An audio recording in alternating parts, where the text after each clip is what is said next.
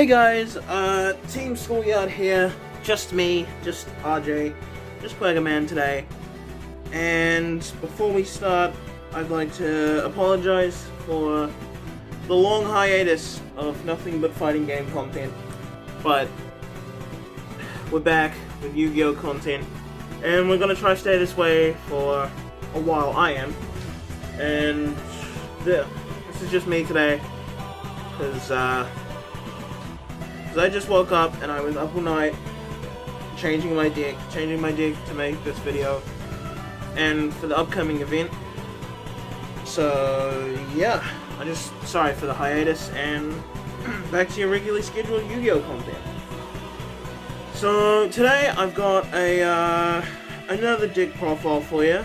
It's the deck I'm going to be using in the upcoming TCGCollector Cup. And it's my branded Shadow deck. I'm really enjoying this deck at the moment. I had to change it around a bit to add some new cards in, and been working with a few people all night, and myself, testing it online. Yeah, so let's get into it. First of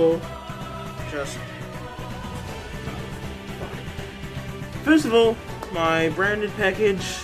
3 Fallen of Albaz, 1 Albion, 1 Kit, 3 Branded Fusion, and yeah.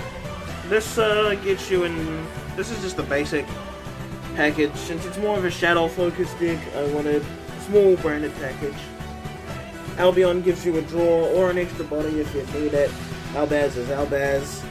Springen's Kit, it's another way to get into Branded Fusion, just in case, because I don't really play many searches in this deck, so yeah, I got Kit for that, and 3 Branded Fusion, because it's one of the best fusion spells in the game at the moment, I think, in my opinion, because it lets you summon directly from your deck with no cost. It's basically a better Shadow Fusion. So yeah, there's my branded package. Second of all, there's my Shadow package, 1 Beast, 1 Dragon, 1 Squamato, 1 Wendy, 1 Aerial, 2 Fusions, and 1 Schism. This is the core of my deck, mainly. The other core of my deck is it's basically the same ratio between my branded package and my Shadow package, but I feel like this one's a lot more versatile, because not only do I have Shadow Fusion and their graveyard effects, I have Schism, and it allows me to do a lot more with my fusion monsters, because this one, it's a free draw. This is a pop, just in case I want to add the Scythe package later on. Squamata lets me go into Wendy, which allows me to summon any of these. Uriel is just a great card, because graveyard effects... Not graveyard effects. Graveyard's basically a second hand nowadays, so removing some cards from the graveyard helps in most matchups. 2 Shadow Fusion, because it's just the worst branded fusion, but it allows me to go into my fusion monsters, which is what every fusion card does. What am I saying? But yeah. It allows me to fusion summon from deck if the opponent controls a monster that was summoned from the extra deck. And Schism allows me to banish fusion materials to summon a shadow monster, which goes into which I then can recover with my branded combo, so it doesn't really so the cost doesn't really matter that much. But yeah, that's my Shadow package. Now on to the more generic stuff. My Hand Trap package. 3 Nibiru, 3 Ghost Ogre, 3 Veiler, the Gamma package, 3 Imperm, and yeah. I know it's a lot of hand traps, but like, in today's day and age, what else is going to get you through a board? I got Nib for combo players. Ghost Ogre is going to be replaced by Ash, because I barely have to use it. And Ash is coming in the upcoming Structure deck, which at my locals is set to release next week, so I'll be able to pick them up right before the cup. Veiler is just an all-around decent hand trap. It's not the best, but it's a budget player's best friend like me, because I have accumulated this deck over the course of a few years, as I am too broke to buy everything in one go. The Gamma package I was lucky enough to pull from Toon Chaos Boosters, And this is specifically to counter Sprite. So if I'm not facing a Sprite player, I'll probably swap this out for something in my side deck. And since Sprite's gonna be a free matchup next week, but I'm just keeping this in to be safe. 3 Imperm. It's one of my favorite hand traps, apart from Gamma. And because it's versatile. Some of you might disagree with this, but it's really versatile. Because if you set it, and then you activate it, it negates an entire column of spells. So, in most, it boils down to simple pattern recognition, in my opinion. Most people, if they have a vacant spell trap zone in the middle, are going to play it in the middle. So, sit in the middle, negate an effect.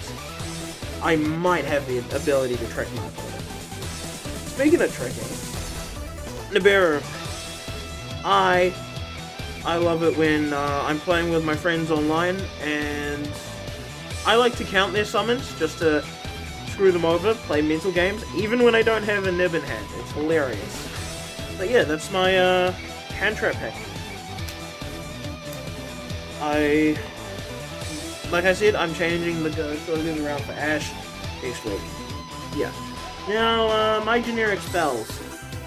3 Super Poly. This is a must-have in any fusion deck nowadays. It's full on of Elbaz, but a lot faster, and can't be responded to with monster effects. So, woohoo! 1 Cold Bite to counter hand traps, Harpies, and Twin Twisters as my spell trap removal. Force Burial to start a Shadow combo, and Monster Reborn, because I like Monster Reborn. That is a very nice card. There's not much to say about that, really. Now onto my extra deck.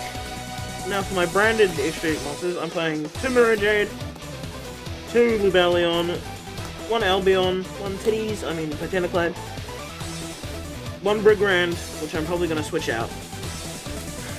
2 Mirror Jade, 2 Lubellion, 1 Albion. That's pretty much the main combo, really. I mean, yeah, because Lubellion shuffles monsters back, shuffle itself back, and an Albaz to go with Mirror Jade. Mirror Jade is a free banish every second turn, and when it's destroyed, it wipes your opponent's board, which kinda, sometimes it can scare them into not playing as much, because the more they commit, the more they're gonna lose, potentially. Titaniklad and Brigrand, well, these are just glorified Super Poly targets, really. Because they're good. This removes a boss monster. This also removes a high-level boss monster. Albion's there for an extra toolbox tick, so I can banish stuff and recover it with Lubellion if I need to. And yeah, that's my branded package right there. Now we get on to my personal favorite section. The small but very effective Shadow package. 2 Winder. Construct. I sold my other Winder to someone who is very much more needing it than me, because 3 Winder is not optimal, apparently. 2 Winder. Winder is self-explanatory. Everyone knows what Winder does. It's a floodgate. Most people hate it, but it's funny. I mean, Mystic Mind's still going around. Why is Winder, of all things, something you have to worry about? Just banish it. Just roll the out. But anyway, yeah, 2 Winder, because this is the best Shadow card. I think without Winder, Shadows would be bad. Construct, it's a big beat stick with a removal effect, so it can get through more stuff. And yeah, that's pretty much it. Now we're going to the generic Super Poly targets. 1 Garura, 1 Starving Venom, 1 Dragostapelia. Garura helps in matchups like Tears.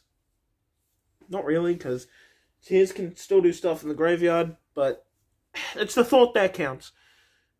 Starving Venom and Dragostapelia, they're just really good generic Super Poly targets. I do wish they had more of a range to cover, but like Dragostapelia, I can fuse off my Elbaz, so I'm not complaining. Starving Venom is good, like in general. It's more of a geared toward dark decks, I know darks aren't... Most decks are dark. What am I saying? Darks are pretty commonplace, so I believe it's pretty solid. And now, finally, on to my links. I played one Nightmare Unicorn, one Nightmare Phoenix. This is just really splashable, to be honest. If I find any more Super Poly targets, these are the first things I'm going to remove.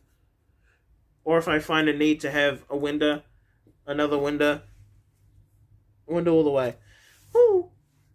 But yeah, Nightmare, everyone knows what Nightmares do. Pretty cool generic link monsters. Now we go on to the side deck. This is what I call the Dark Ruler No More Raigeki cheese. So 3 Dark Ruler and 2 Raigeki. Dark Ruler is a good spell card. One of the best spell cards at the moment, because it can't be responded to with monster effects. And it negates all, it turns off your opponent's board, basically. So if you're facing a Dragon League board, this pretty much kills it. This pretty much breaks through the board. And Raigeki's just a funny card. It's a bit of Dark Hole. I wouldn't play 3, but I'm using the 3rd one in my other deck. And I feel like 2 is a good ratio. Anyway. On to the next one. 3 Antispell Fragrance. There's a couple Pendulum players at my locals. And I think it's a pretty specific one. It slows some decks down. Kills Pendulums outright. And yeah, there's not much to say about it. It's Anti-Spell Fragrance. It just makes you set your spell cards. Sorry, sorry, it's not a spicy deck. 3 D-Barrier. D-Barrier has helped me off so many situations. It hinders Tear, hinders Sprite somewhat, kind of. I mean, they can't make Gigantic Sprite once I pull this. Most decks, all decks, are extra deck centered.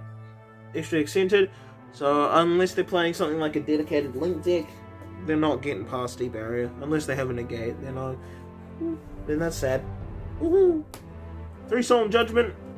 These are just here because I had free space. Solemn Judgment's good. And I pulled them off of pulled all 3 of them from a shopping spree I had a couple years back. Pulled them all from Secret Slayer, so I'm very proud of that. And finally, 1 Peekaboo, because there's nothing like floodgates. Nothing like floodgates.